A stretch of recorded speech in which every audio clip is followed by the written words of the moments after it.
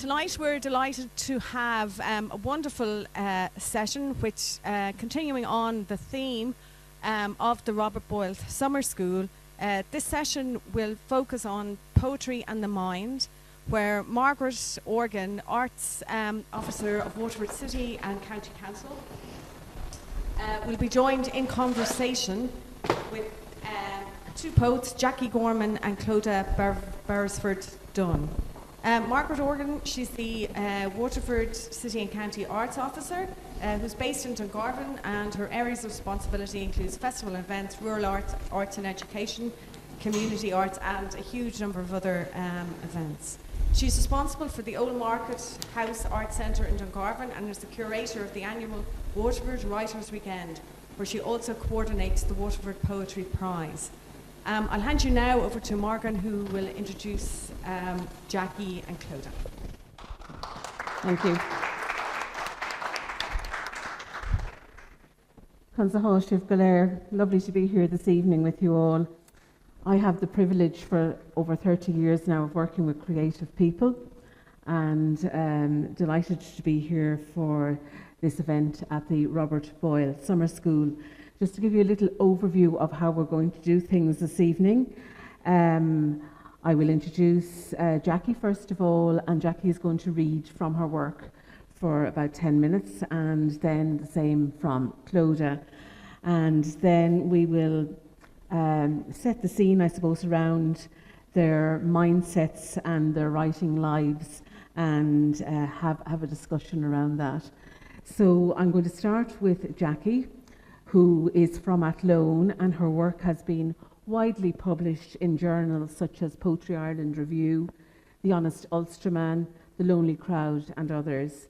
Her debut collection was published in 2019 by the Onslaught Press UK and described by Dr. Martin Dyer in Poetry Ireland Review as an engrossing and ecologically attuned debut.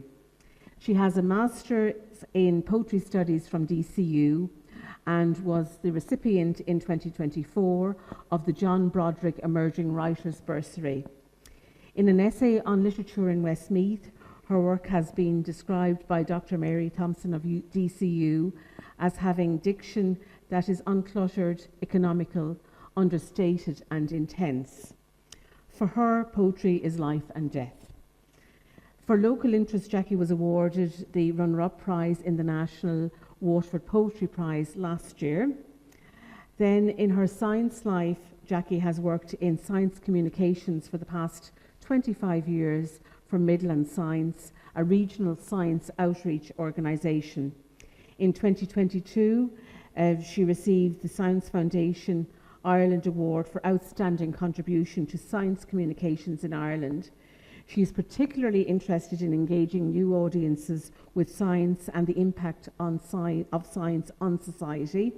She has previously worked in community development, both in rural Ireland and in West Africa, as part of the Ireland Aid programme. So can I ask you to please welcome Jackie as she reads from her work. Thank you.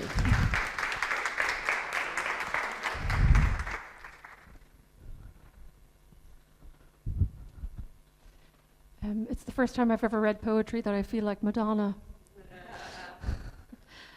with the headset. So Margaret mentioned the Waterford Prize. So I'm going to start with that poem. Anybody know any Greek? Any Greek words? Yes? Anaphora. It means carrying back or repetition. So it's the title of the poem. It's also a poetic device where you use the same line at the beginning of each verse to kind of, I suppose, build up a process or a rhythm. And it is about the unconscious and all the crazy thoughts that go through your head that you never get to say out loud to other people unless you write poetry, and you can say whatever you want. Anaphora. This is the place of the unconscious, where you speak of the lucid dream in which you bash your ex-husband's skull in with a lump hammer. The spilt blood is crimson, just like the Schwartz Riesling you drank one warm summer evening in Pfalz. This is the place of the unconscious, where you feel the top of your head opening with a satisfying loud clunk like twisting the cap of an airtight jar in which you stored peppers for the winter. Then you remember you don't like peppers. There's a pop when you speak of the dream where you have hurried, awkward sex with a stranger in a dark hallway. He has the yellow eyes and horizontal pupils of an Icelandic goat. This is the place of the unconscious where your left hand becomes paralyzed and your fear of glass eels in the Shannon becomes fully known. Your tongue slithers to a new place. The eels are scattering in your sleep. This is the place of the unconscious which brings a memory of sudden rain and shelter under a blackthorn tree in the woods near Craigduff with your father, mesmerized by clouds and thunder, remembering the rag tree, its bark wounded by coins, covered in ribbons and rosaries, a lone soother hanging from a low branch. This is the place of the unconscious. You come out of the shadows holding a small red tack hammer. It is as light as a child's heart. You tap on the bedroom window. The tapping sounds like hungry birds. They want to get in. The glass smashes, and all you can hear are tiny stone-chat hearts bursting open.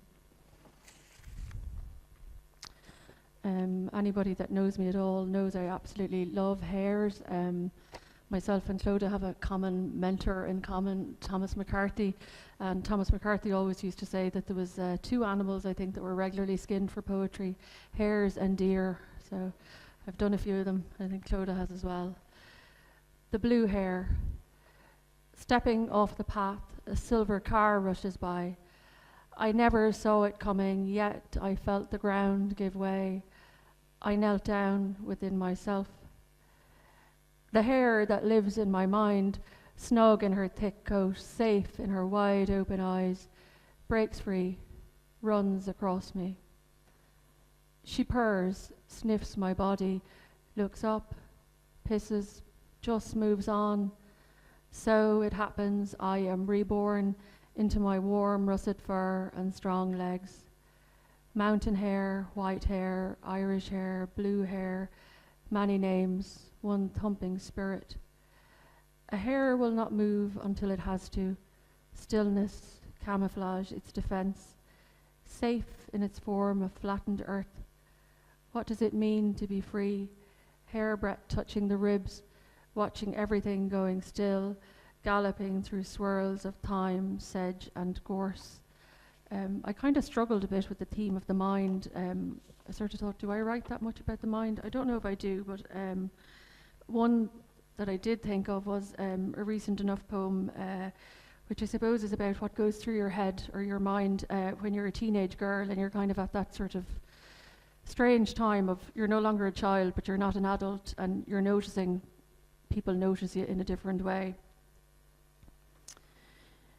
Russian doll.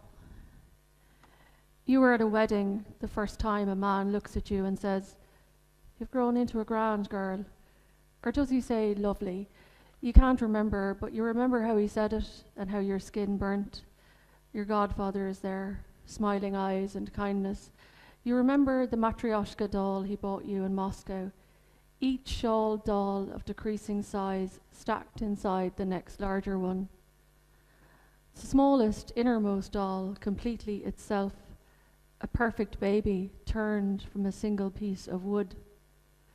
The man who made the remark, a ravenous wolf in winter, whose open, hungry eyes follow you as though you are food. This is from a very old fairy tale. He wants to open his dark mouth, take you away from yourself, kill the parts of you you will one day learn to love. You will keep looking up, looking north for a lodestar, as though you are lost in a Kurloff fable, a confluence of events bringing you back to yourself, across the tundra, with a team of loyal sled dogs dragging you forward.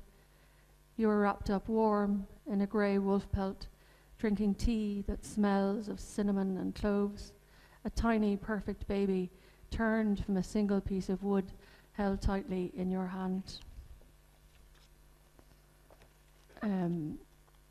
I think maybe 2 issues ago there was an issue of Poetry Ireland Review which was edited by Theo Dorgan, and the theme was love, and I thought I didn't have a love poem, but Then I took a chance and I sent it in and he accepted it. So. Grafting the apple tree. I think of the craft of grafting the old to the new. A sharp Opinel knife number 6 makes the cleanest cuts. Time it right and the cambion is chartreuse in colour. Sealing the cuts tightly with Gachel's grafting wax creates something truly seamless.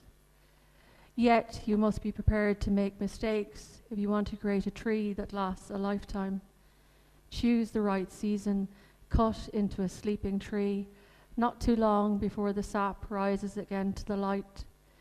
You need to believe that the light will come again. I can't remember now which one of us is the rootstock and who is the scion wood, grafted in the depth and cold of winter, perfect and complete at the graft point. I was also thinking about very early memories when this time of talking about the mind came up, and I have very strong early memories of walking outside and the River Shannon and all that, and I live just adjacent to the Shannon Callows, which is a huge floodland, and it changes throughout the year, and a lot of different wildlife, but one that's always, it's there for as long as I can remember, is the curlew. Curlew. Dinosaur blood flows through your veins as you search for the worms in the loosened soil of the Callows in Drumlosh. Looped cries, bubbling notes float up into the blue, your beak a sickle mowing through my mind. In dreams I see you wading into the water, bristling as swans ripple out from your reflection. Suddenly I am 10 years old, emptying my pockets of conkers and furs, treasure and talisman from a long Sunday walk with my father, falling in love with wings and wonder and all he knows of this muddy bank. The male curlew is called a rooster and the female is larger. A group of curlews is a curfew, and isn't that a good one now?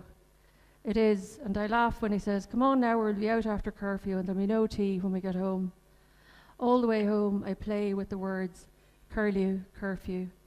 That night I sickle through my dreams. I find in the centre of my mind a nest of 4 khaki green eggs arranged in the shape of a star. We were briefly chatting before we came in about COVID and how it kind of changed things for a lot of things, but I think one of the things was there was a certain time where we all became very aware of the small areas in which we lived, because that was the only places we could walk. And I hear the echo. Walking through lockdown, I see again the small things I noticed as a child. The glinting bronze eye of the pike in the canal, the flowering sedge in the Callows, the shards of blue limestone near the lake. A wedge of whooper swans passed over my house on Christmas Eve on their way to Big Meadow. Wild trumpeting in the sky, seasonal holly ablaze in the hedgerows. And I hear the echo of a yelping pup in a shoebox, kept warm at the range, snuggled up in the coarse, warped and weft of an army blanket. The glowing fire reflected in the frosty window, a fry of eels hanging in the scullery, shining gold and silver, mirrored in the beveled glass of a clock. Bunches of dried chamomile hanging upside down, powdery golden stains on the worktop below, like memories, like fossils, in the way that fossils are not the animals or their bones, but the stone's memory of the animal's bones. And for my final poem, I think your entire team was mind and matter. I get quite obsessed with things for a while, a particular subject, and I have to know a lot about it, and I won't move on until I do. So a couple of years ago I was kind of obsessed with migration and how we discovered that birds migrated, because I thought it was a great example of people believed all sorts of crazy things, and then eventually we discovered that birds actually did migrate. So the reason that they discovered migration, you all probably know this, being good scientists, is that there was a bird illustrated here who God love him, he was a stork, and he was wounded in his neck by an arrow in East Africa, and then he managed to fly the whole way from East Africa to Germany, only to be shot by a hunter. And when he landed on the ground, they said, "Oh, that's a very exotic looking arrow in his neck. what's that about? And they managed to figure out he was travelling huge distances. So, the wounded stork. Some thought that birds changed into fishes when they disappeared for the winter. They did not know that birds which weighed less than a cup of water could cross vast salty oceans. They wondered where they went, imagined birds turning into barnacles or mice clinging upside down to trees. Aristotle suggested they went to the bottom of lakes and rivers, their weight as a flock, bending the reeds and rushes, submerging the birds as one. He saw redstarts morph into robins in the winter. Magnus told of ducks being born from a tree. Fishermen claimed that clumps of live swallows could be pulled from beneath the ice. Huge congregations of birds disappeared each winter: swallows, cranes, thrushes, and white storks. The Rostock stork flew from Africa with a brown arrow in its neck. Among its muster crossing the Levant, it flew in darkness into the hush of the night sky. The sound of the azan in its mind, the heat of the sun on its wings, the sap-green light of the Taurus mountains in its eyes. Shot in Germany, it became a Feldstorch, an arrow stork. Long, broad wings designed to soar, its descent near Klutz revealing migration, a strange word from the Latin migare, meaning to move.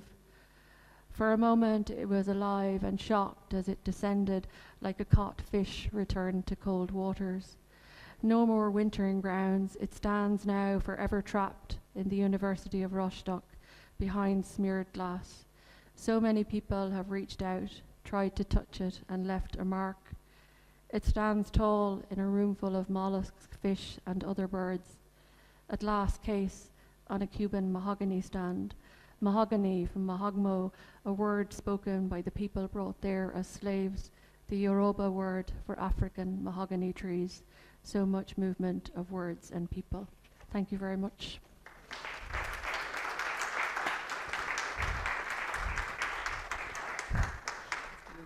Good, Jackie, that's fabulous. So Clodagh Beresford Dunne is a Dungarvan-based poet. For over 16 years, her work has appeared in print and broadcast form in Ireland and internationally, in outlets including the Irish Times, Poetry Ireland Review, Poetry Chicago, the London Magazine, the Salzburg Poetry Review, and Cordite Poetry Review Australia. A former lawyer, she is a recipient of the Arts Council of Ireland Emerging Writer Award, an Agility Award, and several Artlinks and Waterford City and County Council Arts Office Awards and bursaries. She is a former winner of the Irish Poem of the Year, and at the request of the late Edna O'Brien, she received the 2019 Arts Council of England Clarissa Luard Emerging Writer Award. She was appointed as judge of the 2023 National Pigot Poetry Prize. She is a member and contributor to the UK-based science and poetry project Molecules Unlimited, founded by London's Kingston University chemist and poet Dr. Stephen Paul Wren, with whom she composed the collaborative poem Grief is Treacle in 2023. She has been a poetry and creative writing tutor for over 12 years, teaching and facilitating workshops at literary festivals, including Liz Toll Writers' Week, in secondary schools, universities, and adult learning spaces here and in America.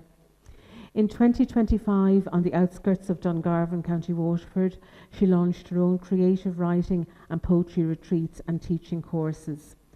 In February 2026, her poem 7 Sugar Cubes was used in the Law Society of New South Wales President's Address at the formal opening of Law Term in Sydney, Australia. So if you could please welcome Clodagh.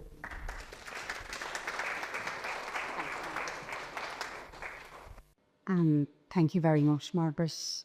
And thank you to the Rabbit Foyle Summer School for the invite here this evening, and thank you, Japtik, for setting me up for a fail, as they say, after big poetry written like that. I want to begin with a poem by Dr. Christa de Bruyn, who couldn't be here this evening, and I I said it was my duty to read this poem because I was a fellow Waterford poet, but then Jackie told me that she's actually from her neck of the woods. So this is especially for Krista. It's Krista's poem, Crossword. It appeared in the Waxed Lemon in 2020. It's a beautiful 3-stanza poem. I spread out the paper and uncap my pen, lean across the table using frayed cushion for support, taking care not to stain my sleeve. You join your hands as if ready for prayer. We winnow our way through the clues. I write the words while you change your mind. We almost always finish the crossword, but when we falter, you go round and round, churning letters in your mouth like butter, until, in a fit of pique, I jam letters into words, declare it done. So, yeah, I don't think anybody's ever had a crossword experience that doesn't involve some sort of an argument and a crossword, so it was just lovely. I was trying to, for my 10 minutes here this evening, I was trying to sort of divide my poetry into 3 sections. The poems that I've written that might speak to something close to science, because I feel very inadequate beside Jackie and the rest of those delegates in the audience who are scientists, and also poems of mine that would speak to the themes that I'm pretty much, like Jackie, obsessed with.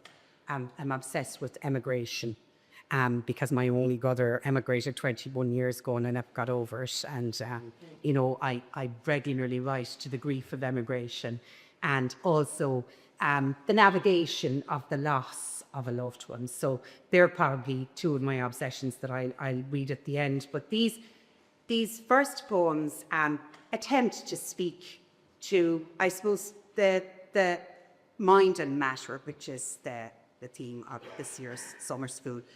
And this first poem was read in the Pugin Room in Lismore Castle back in 2023. It was written for the Waterford Festival of Food, and it was written specifically to mark the contribution, the international contribution of Paul and Maura Flynn, who own the Tannery restaurant in Dungarvan, and how their partnership sort of, you know, works so well over the years, and that work in tandem can get so much done. And I don't know if any of you are familiar with Paul Flynn, the restaurateur's background, but he grew up in a chemist shop in Dungarvan. So there's allusion to that chemist shop, which I remember as a child in Dungarvan, in this poem, and it's called Of Alchemy. Consider for a moment the chef's pestle and mortar, that miniature bulbous baseball bat, crushing and grinding spices and seeds, or pounding pearls of garlic or inches of ginger into a paste. And consider too how the chef always knows not to overcrowd the mortar, because the nature of this ancient pairing can only work when there's room for movement, combining the separate elements like it combined in the very first kitchen or on the counter of the chemist's dispensary, always working together, one not performing its function without the other. And this next poem is called The Bulbs He Planted. My father died 10 years ago, and he died in December, sort of unexpectedly. And one of the things my mother said for the entire spring until June came was, where did he plant the alliums? So we don't know where he planted the alliums, because he did it in a rush in October. So when the alliums eventually emerged from the soil at the beginning of June, and I mean, they look so amazing. I'm not a great gardener, but these alliums look like lollipops. They're just amazing. They look like purple tennis balls on sticks. They're otherworldly. So this poem was for my father's alliums. When in June his alliums surprise you from the soil, it's as if the spheres are suspended from above. He stashed them away that busy October day when you forgot to ask where he was planting. Now the triumphant globes lake this earth to heaven. And There's a thing called International Pi Day, and I was never too obsessed with mathematics when I was in school. I was just telling Jackie and Margaret there, I have 2 junior certs at the moment, and they had terrible tales of woe coming home from their maths today. All was terrible. Even the fellas who were good at maths found it difficult money. So, and this was sort of my attitude towards maths as well. But for International Pi Day, which happens on March the 14th, I think every year, a couple of years ago, I found a beautiful word which was called sinuosity. And you know, when you're in love with language, when you're writing poetry, I just thought that's such a beautiful word. And sinuosity, as a lot of you will know, is sort of where the circumference is certain. If you lift something up from the ground, well, all the scientists here would know. I didn't know. So this was about, I suppose, you know, blending into that word. And it's called lifting the river. You discovered mathematical sinuosity on a Sunday, the way a river snakes like an S into dreamy meander, and how, if it was possible to lift it from the soil, a loop of fluid would hang like liquidy ribbon and become from its source to the ocean, if carefully opened out, a complete and perfect circle, a magnificent watery wheel on which we can now traverse the earth, grateful for all the bends and twists and added efforts you aid. So I have a very good friend. She's a chemist, and she's just an absolute out-and-out atheist, agnostic, everything that you can think about, you know. And a couple of years ago, her father died, and we were having a sort of a spiritual conversation, and she said, "There's nothing there, Clodagh, absolutely nothing there." And I mean, that devastated me. And, you know, because I think anybody who's writing poetry is sort of on a spiritual quest. But she said, there's only dignity in touch. So I wrote this poem for her, imagining the bizarre situation where you might picnic on the shroud of Turin. Today, Michelle, the grieving scientist, exclaims there's only dignity in touch. So she boils some eggs, makes some sparkling lemonade, packs the sandwiches, and with the wooden handle of her cheese knife, she pries open the lock of the airtight case at Piazza San Giovanni in Turin, and smuggles the discoloured linen to use as a picnic blanket on the grass of the July Wildlife Park. Carefully, she cracks open her boiled egg and picks each scrap of shell off the bite. She has brought a little salt. It tastes like nothing has tasted for a long time. So this first poem I want to read for my brother is called Skype. And somebody told me recently the Skype is now defunct. Yes. And I always say when I read this poem that when he used to speak to my brother on Skype when he moved to Australia first 21 years ago, my father always refused to speak to him. He said, he looks like a hostage. I'm afraid. So sometimes I turn on WhatsApp video and show him a new wallpaper or something, but in general, this was the Skype that we remember. Sit in your nice chair and walk the morning streets of Canberra. Your cold kitchen's silence is another hemisphere of warmth and chirping birds.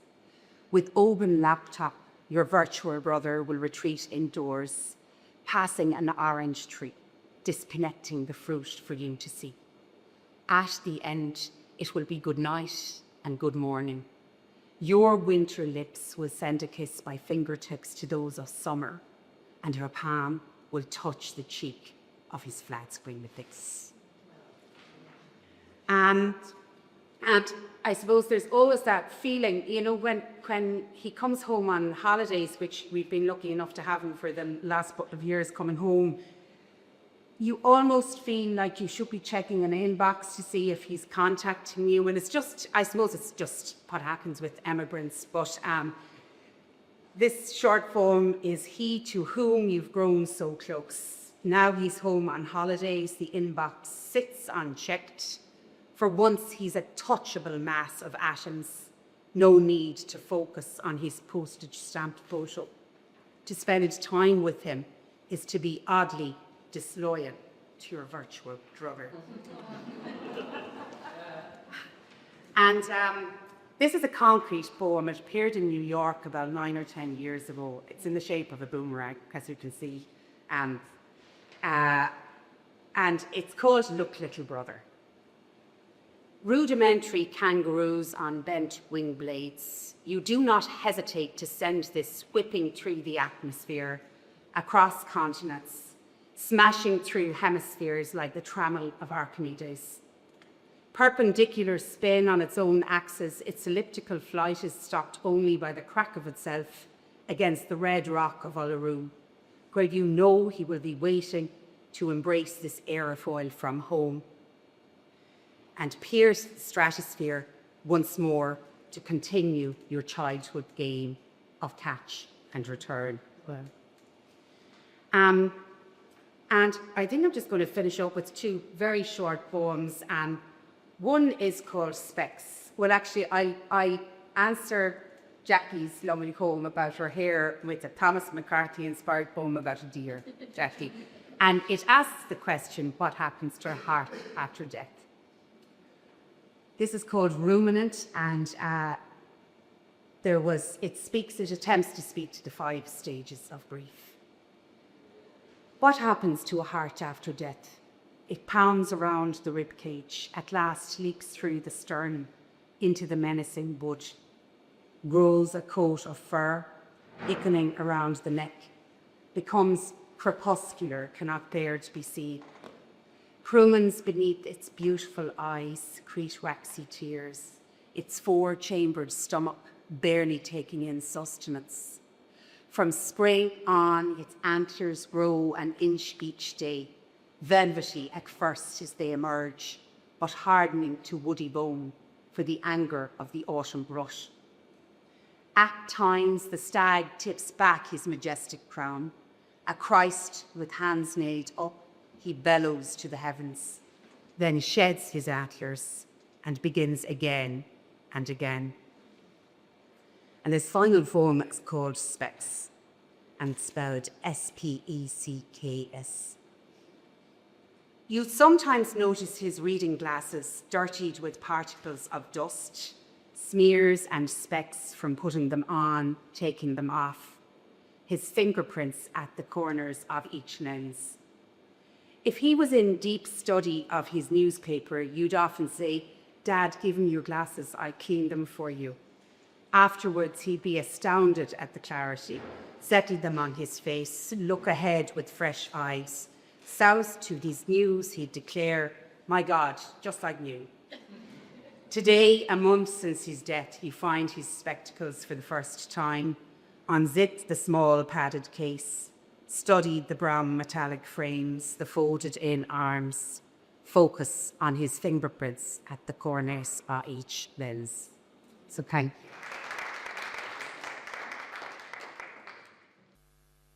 Wheel of Weekes for that, Clodagh. I don't know if we have a bit of a ballroom of romance here with the poets and writers on one side and the scientists on the other. I'm not quite sure about that, but I always think it's very interesting for writers and even for non-writers to hear about the writing lives of people. And just can I ask you both, what is your writing day like? I mean, what discipline do you have around? I just want to kind of get from you to set the scene around, you know, how you fit writing into your life. Is there a routine, or isn't there? Are you trying to fit it in around family life, work life, or whatever? So maybe, Claude, I'll ask you that first. I'm just kind of figuring out, like, I take the quill out first of all. Make sure that my ink is decant proper. No, it very much has to. For me, I mean, I have 4 children, so they're now children. I have a 21-year-old who is he's my eldest, and a 17-year-old who these twins are 15. So it's just a very, very busy household. So it has to fit into daily life. I mean, I would generally, if I get up early before the rest of the house, I'd have a I don't know about you, Jackie, but I have about 1,000 notebooks. So whichever one is closest to hand would get, kind of morning notes, but not always. There's 1,000 tomes about the mess on my table every morning. So What time, Clodagh? what type of mess? No, what time do you get up at? What type? When it could be anywhere from, generally I have a husband with a very early job, so I could be up at 10 to 6 with him, and that's when, if you can get into the run of the day. I find science is very good. Thomas McCarthy loves cutting the grass. He says it sort of hums, the drone of it kind of lends itself to poetry. So silence sometimes, you sort of, you beat it out. But yeah, it just has to fit in with daily life. It just has to. Yeah. And Jackie, you have a busy job. Yeah, it has to fit in with daily life is the thing as well. Like maybe half an hour in the morning if I'm doing really well, if I'm up quite early. But other than that, it's weekends or it's carving time out to go away. So things like the Tyrone Guthrie, or I've actually found as well, bizarrely, Glenstall Abbey, an amazing place to go because they just kind of leave you alone. You stay in the guest house and they constantly bring you food and you just get to write. And then if you have a piece that you're working on and you're revising it and editing it, what is your process to do that? How does that happen? How do you know a poem is finished? I was going to say, does everyone remember the scene in Father Ted where Jack steals the car that's in the raffle and he's blind drunk and he crashes the car and Ted and Dougal try and fix the car and it's absolutely in bits and Dougal is saying, just one more little tap and it'll be grand. That's what the editing is like. Right. Painful. Painful and constant, and I think sometimes you have to walk away from stuff though and leave it nearly like bread to rise and then go back and look at it again with different eyes. The American poet Ezra Cohen says that it needs a percolation here, so that and that can take years and years. My poem coming out, I have a poem coming out soon in America that took me 9 years to write. That's a long time. And I think it has to require some sort of obsession to want to return to it over and over again. And you owe to the poem, I think, to refine it back to, poetry for me is all about distillation. So, if you can, every word has to be the absolute perfect word and it has to earn its place. And if the poem isn't being accepted, as much as it's heartbreaking with the poetry to get rejections. You have to respect the gatekeepers because they are ensuring that there is this standard of excellence that's almost impossible to meet, but they're ensuring that poetry is at its most concise. And especially in Ireland, I'm always saying it, we have such a responsibility because of Rupeli forums to make sure that we just carve away and chisel away until it's done. And it's heartbreaking because if it's not right, you just don't want it to be out there. It has to. For me, I think it's done when it's accepted for publication.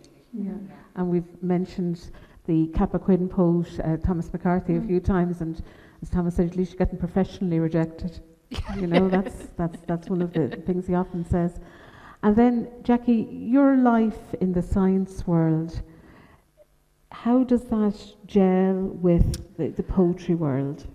You see, I've never felt like a huge discomfort or like that I was doing something that was particularly weird, that I was working in science communications and writing poetry, because I think in the grand scheme of history, it's only in the last couple of 100 years that we've put like this massive wall between art, humanities, and on the other side, science. To me, like, it's just about being human and trying to understand the world around you and trying to interpret the world around you. And I think both sides of the house that have now emerged, it doesn't do either side of the house any favours to have this absolute line between the two.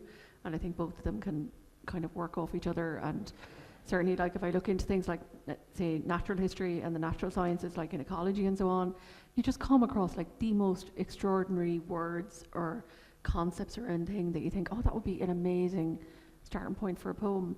And also the flip side of that is, like, I've come across a lot of people in the last couple of years who are in like the science of climate change and climate action, and like they're really finding now that for if you want to get people to take action, you have to get them to care. And sometimes people just don't care. They don't care about the science and statistics. But if you show them a piece of art or an amazing piece of photography that illustrates climate change, or even a poem, like Paula Meehan has written an amazing poem about climate change, The Solace of Artemis, it can just bring people in as well. So I think it's like the two things are in service of each other. Right.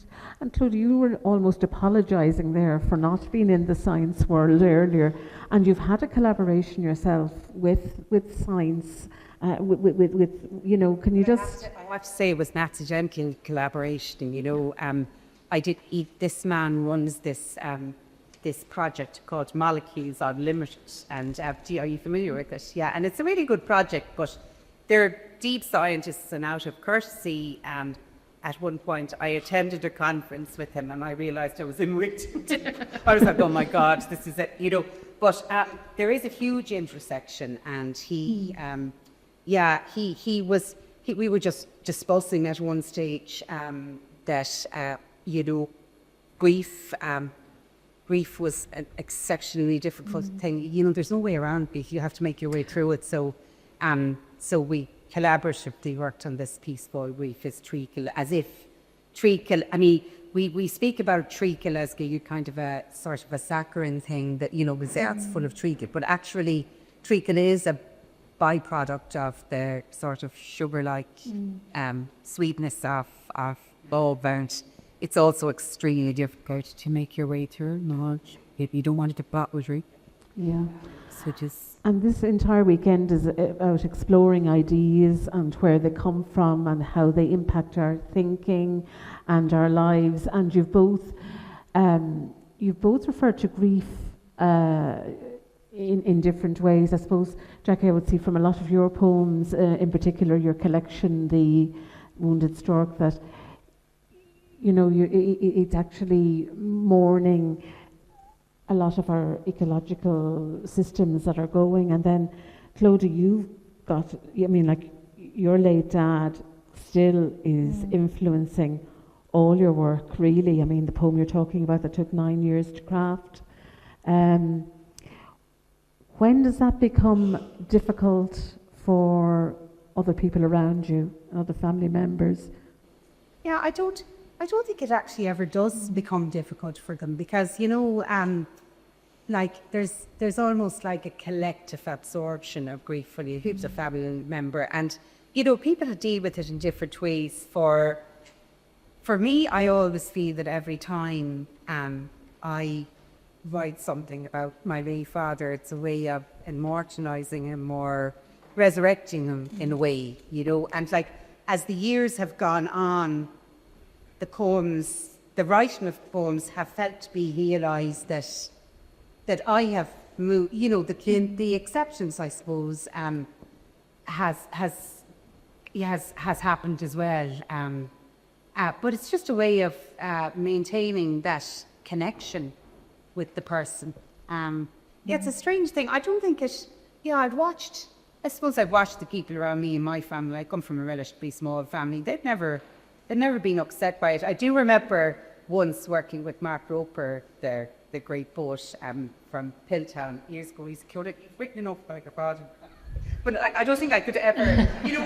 We were cutting a manuscript together, and he went, "I think you've written enough poems while we're following it." I thought, I'll never be a threat like poems about him, and I don't ever want to stop writing about him. Not that we wouldn't. Thankfully, other parts of life enter poetry, because that's in the brain store of what you're living. So it's not all the grief of his passing, but the poems are such gifts to you when because even if you were only writing them for yourself, there's such catharsis in the act of writing, because the act of writing, poetry particularly, I think the act of writing sometimes gets you to cry, and if you only cry for yourself, it's healing. It's a very, very healing thing to do. So, and if you can, if then a listener or a reader can connect with the poem and cry, that's a gift to that person as well.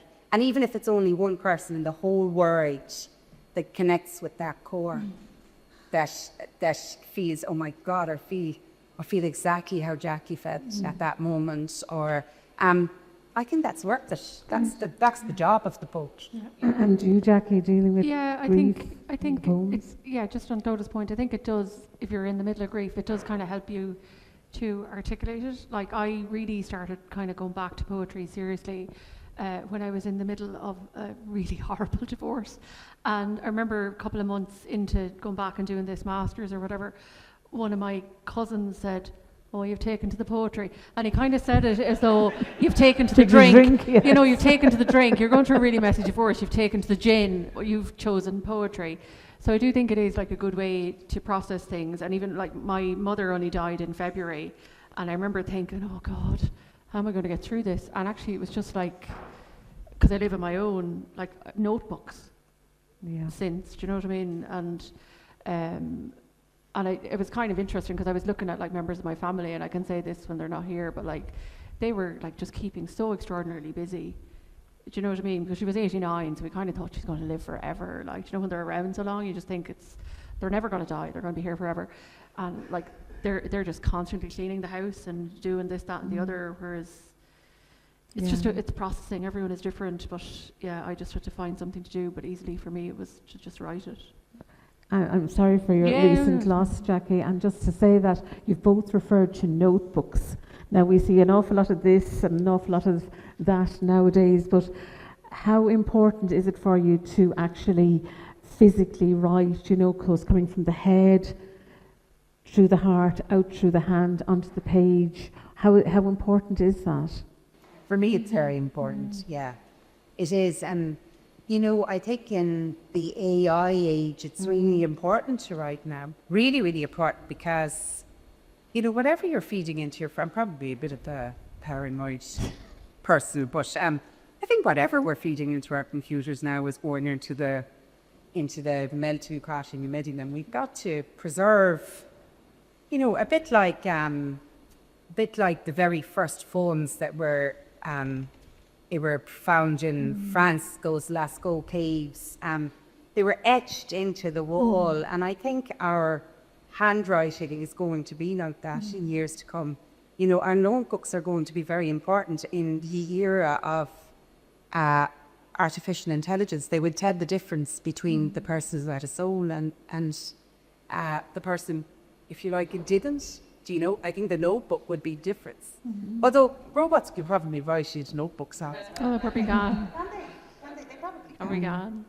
Do you have loads of notebooks, Jackie? Oh, way too many notebooks, but I've kept them all because it's nearly sometimes like having a basket of fragments or something. If you were dressmaking, that there'll be a couple of lines and you're like, oh, I'm not going to use that, but then you'll go back again, and it is kind of interesting to go back. Like, you'll see different revisions you've made or whatever, but absolutely the physical act of writing is really, really important. And a lot of writers tell me that there's sometimes a seed planted in a notebook that you might discover months or years later. And that becomes the seed that will grow another poem. This is a bit like the Leaving Cert now. I came across the cultural historian, and I may not butcher the name here, Jacques Barzan, and he said, the arts involve knowledge of the world, and science knowledge about the world. Discuss. The arts involve, what was the second The part? arts involve knowledge of the world, and science knowledge about the world. I'm not going to put you on to a 6 marker now for that, but I just thought it was interesting, you know. It's a subtle enough distinction, though, because I always think sometimes if you're writing a poem, sometimes you're starting off from something like really particular and then kind of going out to the universal experience and back and forth.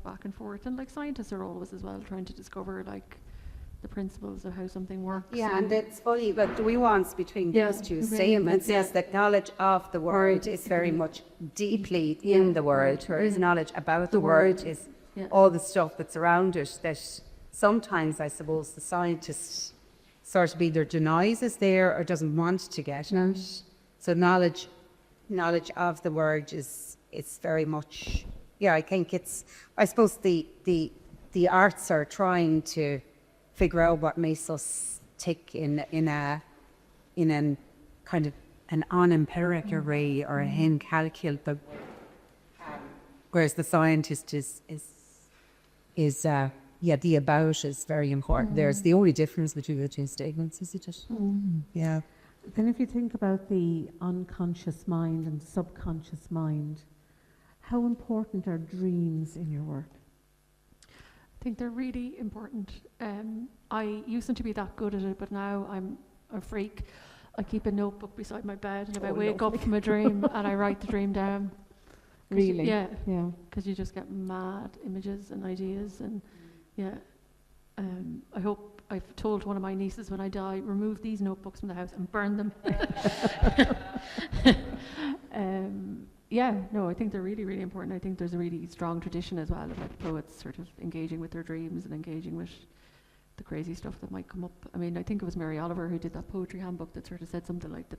It was one of the three elements of writing. One was just the discipline of sitting down at the time to do it. The other was the technical skills of the writer. But the final piece that gave it a kind of a bit of a oomph was like that ability to somehow tap into like what's going on subconsciously, because sometimes you'll read a poem and you'll go, oh yeah, that really affected me and I don't know why, and it's because something in the poem is kind of subtly speaking to something that's in you that you're not even fully aware of yet. Okay, and you, Clodagh, with dreams? Yeah, I mean, I know the question was aimed at Gus, but the Irish writer Kevin Barry says that, we shouldn't turn on, if you're writing it, you shouldn't turn on your phones for the first hour or two of the day, because you should remain in the dream state. It's harder said than done if you're living in a normal everyday life in modern world. But yeah, but dreams, they would be important, but more visions, I think. Sometimes things are very clear to you. When you're thinking, when you're deep in deep thought or in deep meditation, which in a way is very close to dreams as well, and things make more sense. Well, to put you a bit on the spot here, but do either of you have a piece of work there that you could kind of, illustrate those points with, or a couple of lines or verses, just to sprinkle it in? No pressure.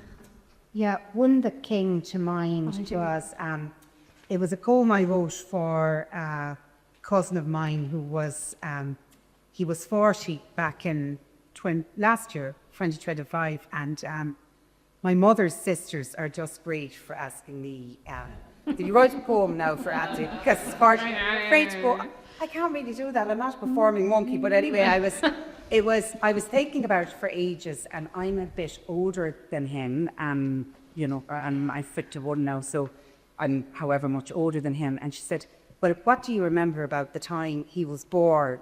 And I said, well, I remember my grandfather, my paternal grandfather, and this is my maternal cousin. I said, I remember my paternal grandfather dying the day he was born. So it all happened on the 1st of February back in 1985. So my cousin Andrew was born, and he was born, they lived in Clonmel in Tipperary. I don't know where she had him, I don't know what maternity hospital she had him, but in Dungarvan my paternal grandfather had died, and a lot of people in the family were like, oh, one soul in, one soul out. So I was talking to my aunt about this, and she said, yes, she said, my longest remembrance is being in the maternity hospital and the nurse coming in saying, aren't you so lucky to have them? Because Anne Lovett lost her little baby at the Bavarian Grotto last night, which was like a national tragedy. But I remember trying to write this poem for ages, and I was like, oh my God, what am I supposed to? And Andrew now lives in America, in a place I haven't visited, but it's a place called Scarborough in Maine, and it has the largest salt marsh in America. So I had been doing research into the writing of the poem, and I was struggling with it, but when I woke up this particular morning, the poem literally arrived on tape. So do you want me to? Yes, please. Yeah. So it makes reference to the makes reference to the flora in Scarborough Marsh, and there's nothing else you should know about it really. But when you were reading your last poem, you mentioned rushes and reeds, and it actually is in discourse with this poem. And it's so I didn't rob anything, Jack's quote. We know each other. I was reading that poem, thinking, right, there's Jackie's, but it struck me there. So this poem is called Cordgrass. In the vastness of Scarborough Marsh, the great blue heron patiently waits on one leg. Orich, cordgrass, and goldenrod punctuate the generosity of 4 feeding rivers. Dense stands of rushes and reeds appear as Neolithic spears and pierce the map to re-emerge through the silt of Ireland. Here in brackish waters, they are gathered by school children and fashioned into a cross, a diamond at its centre, its 4 arms not parallel to each other, creating the impression of motion, an annual Bridget's ritual that 4 decades before was woven in tandem with the life gas of a newborn bull. So, so Cora and Lumut and her baby never got the chance of life. And actually, as I was reading that, I thought, God, it's remarkably like Jackie's. I get super daydream with this theory. So I never knew that, but that was something that emerged from just, I think, deep meditation, and then I woke up one morning and Okay, and Jackie, have you something there? I just actually remembered this, that it's actually about a nightmare, and it was very early on when I was started writing again. I was doing a series of workshops with the poet Noel Monaghan, and he used to do this thing every week where he'd say, oh, this week we're going to talk about mythology, and next we're going to talk about dreams or whatever. And I was writing a huge amount about nature, and then I came to him and I said, oh, I've actually written a poem about a nightmare, but I don't like it, and I don't want to be writing about these one things. And he said, well, you're writing about nature all the time. And I actually wrote down what he said to me, because it was great advice. He said, don't be looking into the same ditch the whole time. Photograph of water. The photograph was taken the evening I drowned. I am in the water just below the surface. The lake is in a deep slumber, not woken by the pike as it trembles through its dreams. The rats sleep near the edge, dreaming of ripe fruit and milk. I can't say how old I am as the water and light plays tricks. Look long enough and you'll see me floating. Yeah, it's a beautiful poem. I'd actually written that down here on my list of ones that I was hoping you were going to read when I was reading your collection. It is gorgeous. And then just, I suppose, when I think of science, I think of discoveries, etc. But poets are always discovering words and the love of language and mining in them and harvesting them. I remember, Claude, you had a poem about a luthier, and you had a lovely word. I can't even think of the word now. Was it begins with nucle or something? The nucle. Which explain what a nucle is. The nucle is the neck of a stringed instrument. So in the poem that I wrote, it was a cello. But you'd often see in ultrasounds, they look for the nuclear folds. Sometimes the doctors would look specifically at the nuclear fold for certain things in ladies. So it was new to me. So I love to find new words. Okay. Any other words come to mind with either of you that you haven't?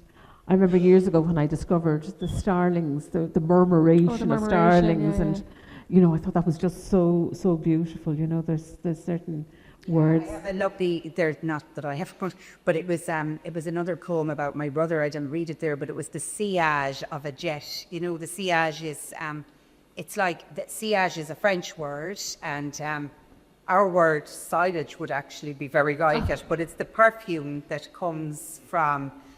So if somebody sprays perfume and they walk through a room, that's called the sillage of the. But in the very short poem I had about my brother, it was the sillage of the jet, these heavy fumes. But it was words that, I found, and I thought, it was just such a beautiful word. And Jackie, I see in some of your poems as well that you bring in mythology. I was particularly taken with your Persephone poem. Oh, go on. Would you read it there just for us, just to get a sense of? While I'm searching for it, I was just going to say, as well as language, I think a thing that poets still like, even though it sometimes goes out of fashion, is rhyme and rhythm and all of that. And I think that just taps into something in the human brain that we sort of connect with very early, even as young children. We sort of like rhyme and rhythm and all of that. Persephone. In the Strand bookstore in the East Village, I searched for Persephone. I found a hardback book for $30. I read it again and again, and then I understood. She was acting out. Demeter and Zeus had some faults as parents, denying the nature of children to leave. She loved the darkness, the bittersweet taste of freedom and pomegranate seeds, felt more fully alive, emerging from the darkness of a long winter. Yeah, I was particularly taken with that one. Can I ask a really heavy question now? Why do you write? I mean, for nuns. No, I said to Clodagh, we were talking on the phone there about a week or two ago, and we were saying about that whole thing of sometimes if you get frustrated with the writing of poetry, you just think, why can't I be normal? Like, why can't I have like another hobby and it's something different? And I said to Clodagh, it reminds me a bit of when I was a child. I went through about a year. There was a young nun that came into our school, and she kept saying to us, some of you girls might get the call, there's nothing you can do about it, you'll want to become a nun. And I was absolutely terrified that this would happen. And my father was an absolute brat, and he was a divil. And what he did after a couple of months was, my granny, who lived to be 100, she lived with us, and she was really religious, and she had this huge Virgin Mary statue. And one evening, he put it in my bed, and I didn't know. And he had it covered in fairy lights, and the screaming around the house. So it's just like this fear of, oh my God, am I going to get the call? And I feel like that sometimes, like about the poetry, that it is like, I got the call, there's nothing I can do about it, I just have to offer it up. Yeah. Well, Sister Clodagh, are you? I totally relate. I don't know how many friends of mine, and poor Thomas McCarthy, that man, to the amount of poets, especially in Ireland, and he doesn't admit how many women who write to him. No. He really doesn't, because he's got a lot of women writing to him, saying, I'm finished with this, I've had enough, because it's very difficult. And then you get back the email telling you. It's funny. No, why do I write? Because the question was, why do you write? Because you have no choice, Margaret. If you're not writing, you're not well, you're not right, because I think there's such an element of frustration involved in poetry, and you must only write your own poems, and that's very, very difficult, because we live in a world that wants us to write marketable work and wants us to write books that will sell. I was at Easton's in Dungarvan with one of my kids there a few weeks ago, and I wanted to buy a poetry book for a friend, and I make a specific point of buying poetry books as presents. But Easton's had 3 poetry books. One was, the extent of their poetry books of Easton's and Dungarvan was the Sheila collecticos, which are beautiful, and 2 sort of Instagram poets who,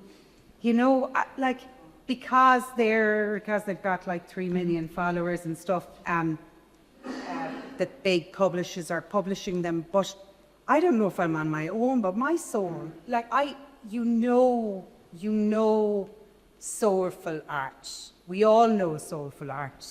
Even those of us who know nothing about art or nothing about poetry, when you have a visceral reaction to a poem or to a piece of art or to a sculpture, that something has happened there.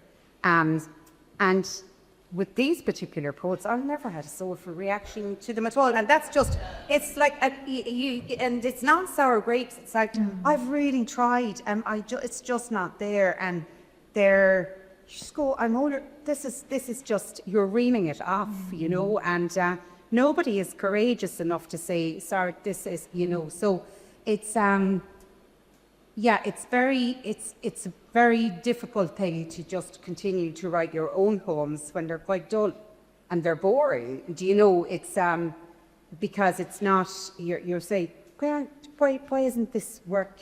Why isn't it getting more of an audience, or why, but that's probably a frustrating side of it, when we just live in a world that's a little bit, it's sort of, it's disposable, it's quick, and I don't know if a lot of it is lasting at the moment. I really don't know if it is. I don't know.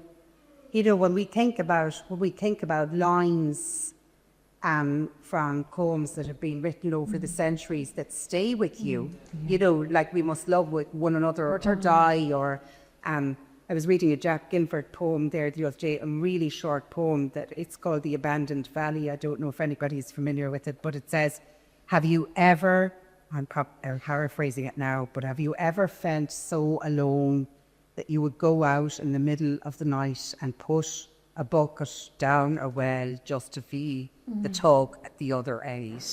It's that want for connection that we all have, that want for the physical connection with each other. And yeah, I mean, these Instagram posts, they probably are really brilliant. I'm not like, they're a lot more successful than I am. So, but it's yeah, one wonders. I just think that there's a lot of stuff out there that is just being passed because it's going through this machine, you know.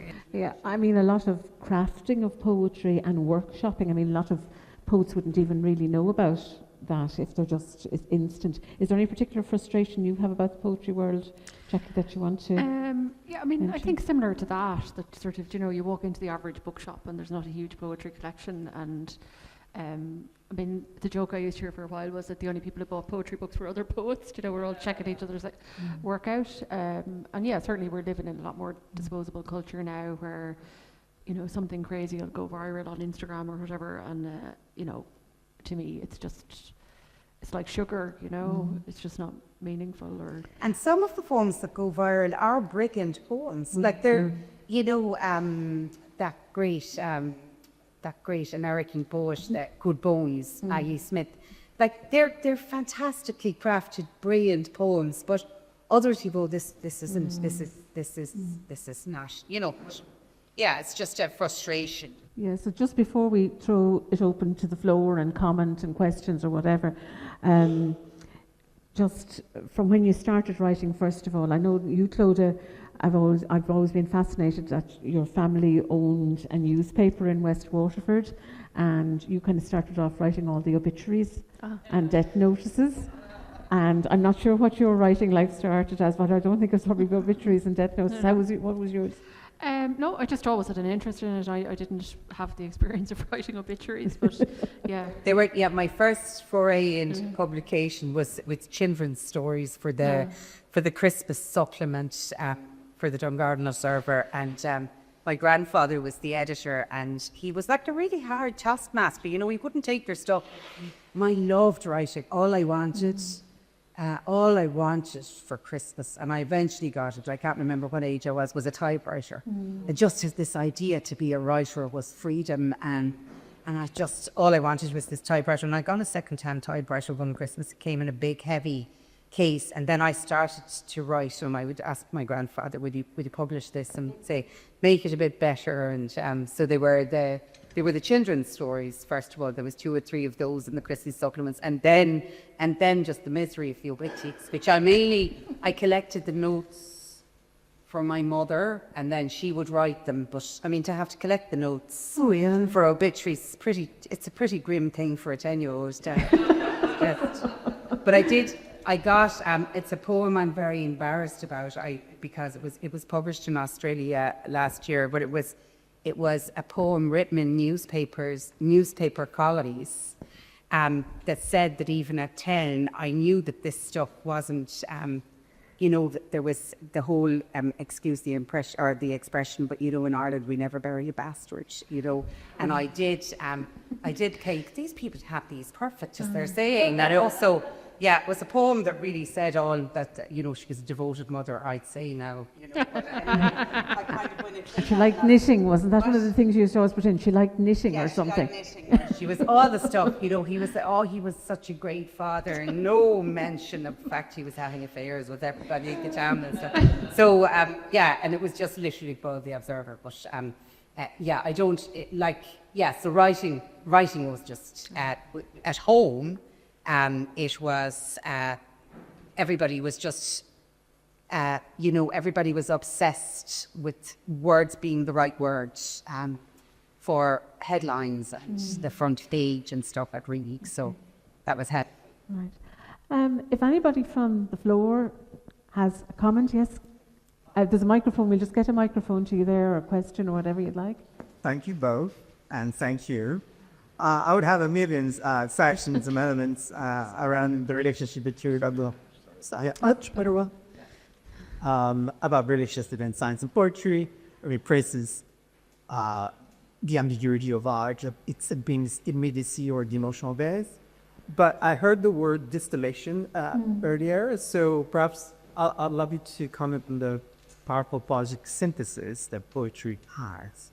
And I'd like to do it, be the same guys as Margaret did earlier, with the quote that came from Freud, too, was first a physiologist, and that became, of course, the father of psychoanalysis. Chris Ruwichan said that wherever I go, I realize a poet is there before me. So, please. Yes. Yeah. That's so beautiful. It is, yeah. I think I've heard it before. I think poets are always trying to distill. I remember many years ago doing a workshop for about a week with Sinead Morrissey in Queens, and she sort of described it as like you're building a house and you've got all the scaffolding, and then you have to take the scaffolding away because you've built the house, and you have to trust it's going to stand on its own without the scaffolding.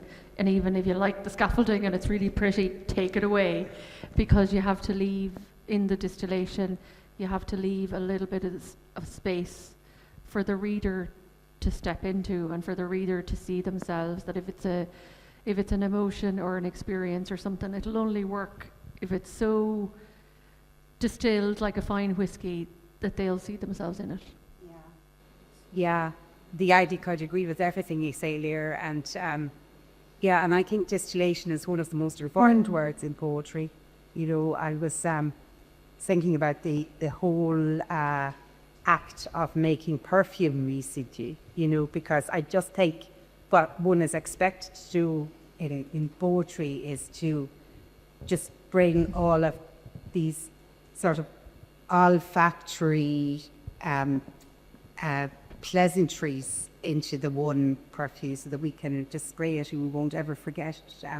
And I think, that's a beautiful thing that Freud said, isn't it? I mean, I know I have heard it before, but it is really beautiful, because poets sort of remind you that you're not on your own in the world, and you never were. And so that's beautiful. But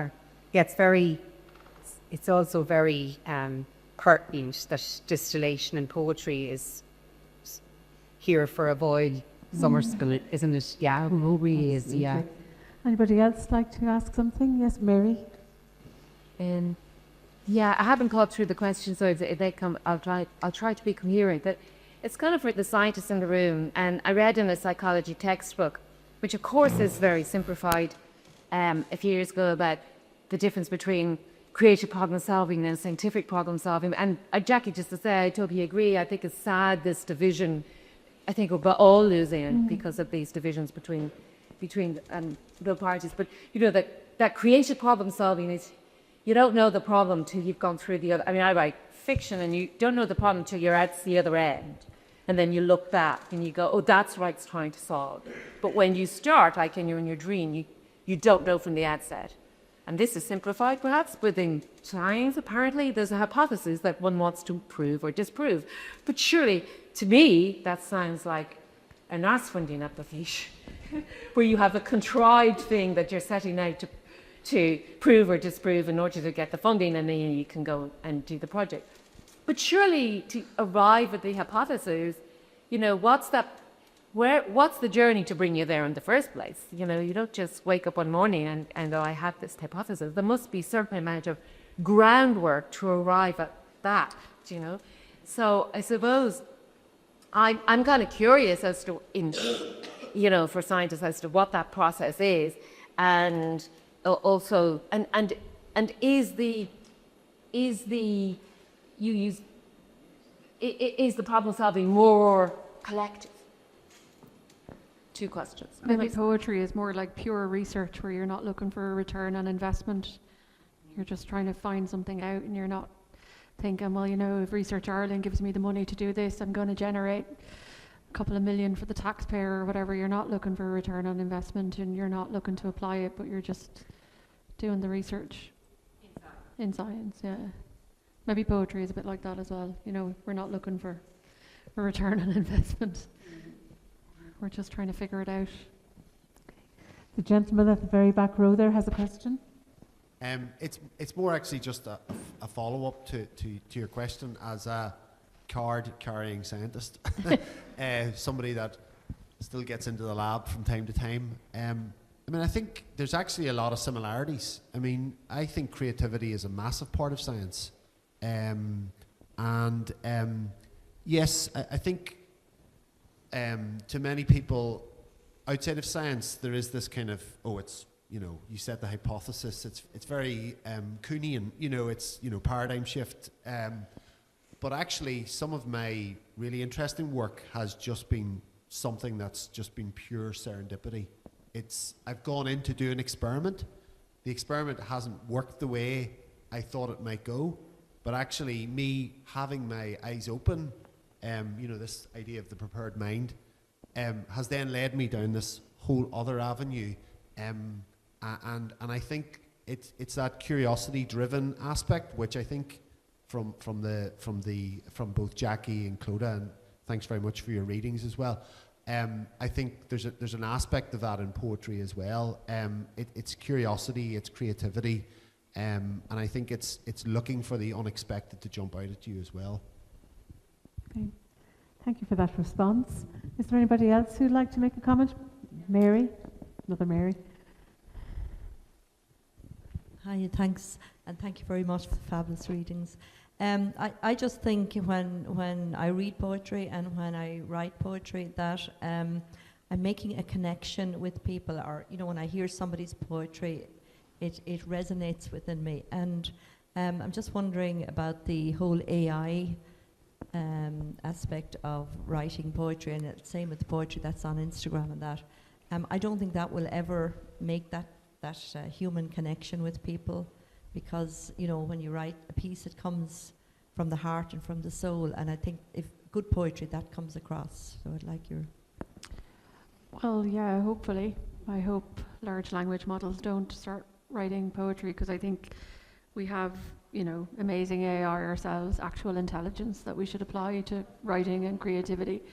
I just think you can't, because there's a ghost in the machine or something when somebody sits down to write. It is tapping into something that maybe even you're not fully aware of yourself. I remember a couple of years ago going to see Michael Longley read, and then I subsequently had a similar experience myself where he read a poem and he started to cry himself in the middle of reading the poem, and he said, "Oh my God, it's never happened to me, but I've just realised what that poem is about." And about a year ago, I embarrassingly had the same experience myself, where I read a poem and halfway through I had to say, sorry, I'll start again, because I realised what it was about. So there is all sorts of stuff going on in the head that I think can be captured on the page, but only by human beings. Yeah. It'll be reassuring to think it would never connect on the same level as human beings could, but one wonders if it will, you know, will it eventually could use something that you might have a visceral reaction to, you know. But I think the whole thing about the poems constantly, but what's the link? They're news that stay news. So say, for example, the poem that I read about my mother, that Skype poem, 10 years after that was written, my father actually died in Australia. He died, but he was visiting my brother. And that poem suddenly became, you know, I was in Ireland receiving news of his imminent death. And that poem suddenly became something. I was looking at a hospital on a flat screen, and I was like, oh my God. So Skype was beginning to become news that was staying news with me 10 years later. So it was like, I think poems are beyond us. Our only job as poets is to bring them in. Yeah.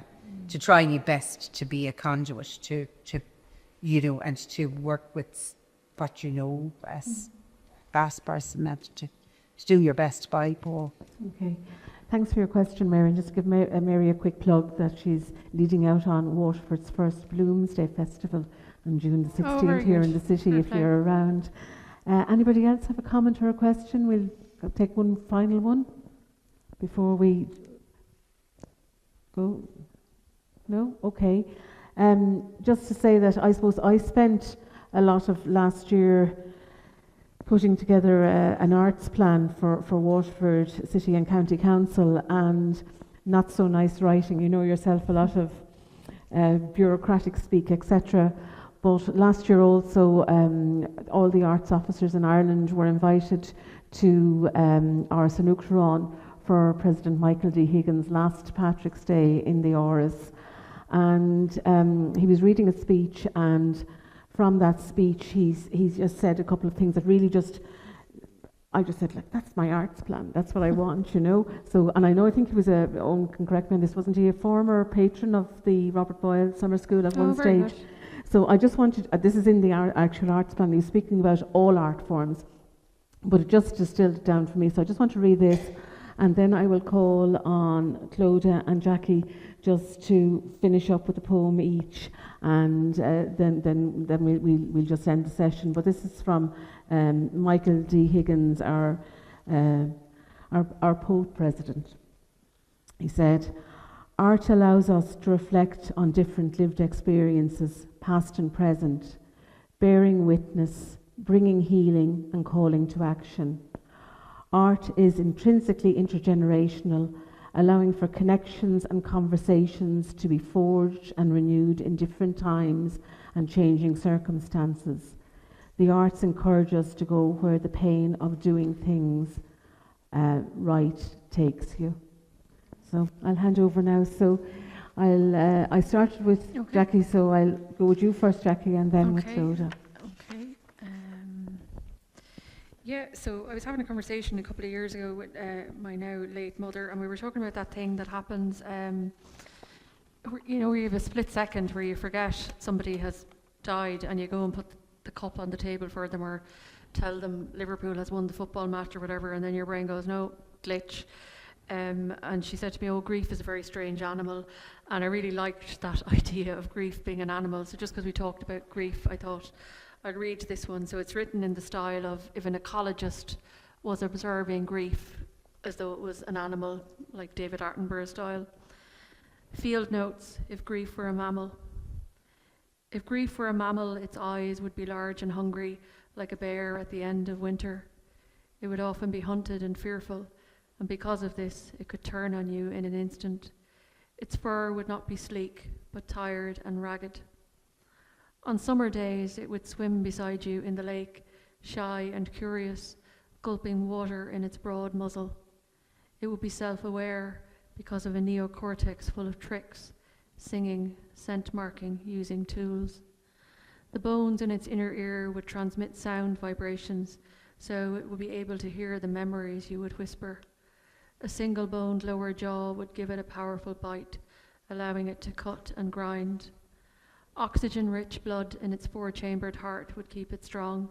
It would have breasts heavy with milk, but no offspring to feed. This would cause you to write in your notebook with an exclamation mark, mammal, from the Latin mamma, meaning breast, how cruel is nature. With its ursine warmth, grief would mostly be nocturnal. Street lights would let you admire the play of light and dark on its coat. Without you knowing, it would stalk you for a long time. It would smell you in the wind. It would have vulpine intelligence, feline agility, lupine strangeness. It would come to recognize you even from a great distance. It would run to you as soon as you approach. Hunger could be part of this apparent affection. No animal could ever be more faithful or devoted. Thanks, Jackie. Thank you. Thank you. And Clodagh, we'll ask you to finish with the poem as well, please. Yes, yeah. I finish with I formed 7 sugar cubes, Margaret, and that was. It's a poem that speaks to the receipt of news of my father's death in Ireland, where he died in Austria, like I was saying. And it begins with an epigraph. that refers to a 1901 experiment that was carried out in Massachusetts in America, that it was this doctor called Dr. Duncan McDougall, and he was obsessed that the human soul had weight and was measurable. So he conducted, I think they'd be disproven since these experiments, but he conducted experiments on people who were about to die, weighed them before death, weighed them after death, took all of the variables into consideration, and concluded that there was a deficit of 21 grams. So I often say, especially to younger people, whenever I recite this poem, that the next time you're in McDonald's, hold 2 ketchup sachets, because that's about the weight of a human. So, but 2 ketchup sachets weren't very poetic. So one morning in the writing of this poem years ago, I decided to weigh out sugar cubes because I felt they were nicer. So according to my kitchen scales, 21 grams is 7 sugar. When your mother phones to tell you that your father has died 10,000 miles away, visiting your emperant brother in a different hemisphere, in a different season, do you wonder if your father's soul will be forever left in summer? Do you grapple with the journey home of the body of a man unknown, since you were a body in your mother's body? Does the news melt into you and cool to the image of his remains in a Tasmanian blackwood coffin, in the body of a crate, in the body of a play? Or do you place your telephone receiver back on its cradle, take your car keys, drive the winter miles to your father's field, where you know his horses will run to the ratte like dice of 7 sugar cubes? Mm-hmm.